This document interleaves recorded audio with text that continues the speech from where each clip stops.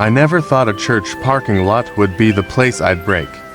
But there I was, slumped over the steering wheel of my rusted-out Corolla, face soaked with tears, lungs barely catching breath between sobs. I had just walked out of the service before it even began.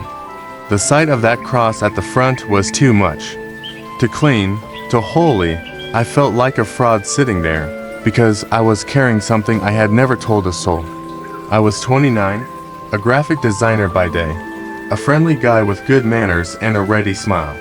No one knew the real me. No one knew that 6 years ago, I had done something I couldn't take back. It started with a friend's bachelor party in Vegas, the drinks, the dares, the darkness, one night, one decision. A married woman, no names exchanged, just guilt that stuck like a stain I couldn't wash off. I told myself it was a mistake, that I'd never do it again. But shame doesn't just sit quietly in a corner.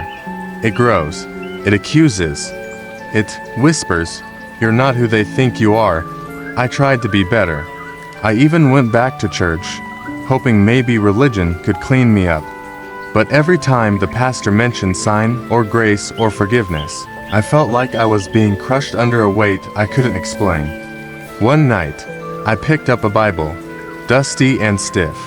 I flipped at random and landed on this: "If we confess our sins, He is faithful and just and will forgive us our sins and purify us from all unrighteousness." Minus 1 John 1:09. I read it 3 times. Faithful, just, forgive, purify. Could it really be that simple? I closed the Bible. I wanted to believe it, but my mind screamed, "You're beyond that. That verse is for good people who made small mistakes." Still, I couldn't let go. Something kept drawing me back to that verse. A week later, I met with the church counselor. I didn't plan to confess everything, but when he asked, "What brings you here?" the dam broke.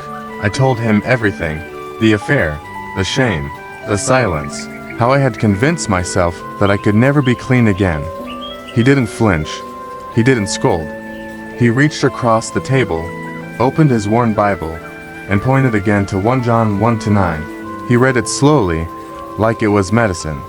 And then he said, "God doesn't forgive us because we deserve it. He forgives us because it's who He is. He is faithful.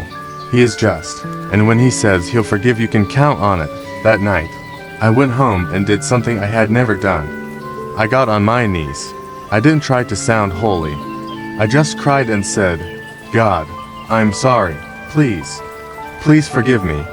And something happened. It wasn't thunder. It wasn't angels. It was peace. A stillness inside I hadn't felt in years. The silence didn't accuse me anymore. It comforted me. I started walking with Jesus for real after that. Not out of guilt, but out of gratitude. I joined a small group. I found friends I could be honest with. I even shared my full story during our men's retreat last year. I expected judgment. I got tears and hugs instead. One guy came up to me after and said, "I thought I was the only one." I carry 1 John 1-9 in my wallet now. It's folded and faded, but it reminds me of something powerful. That my worst sin is not stronger than God's love.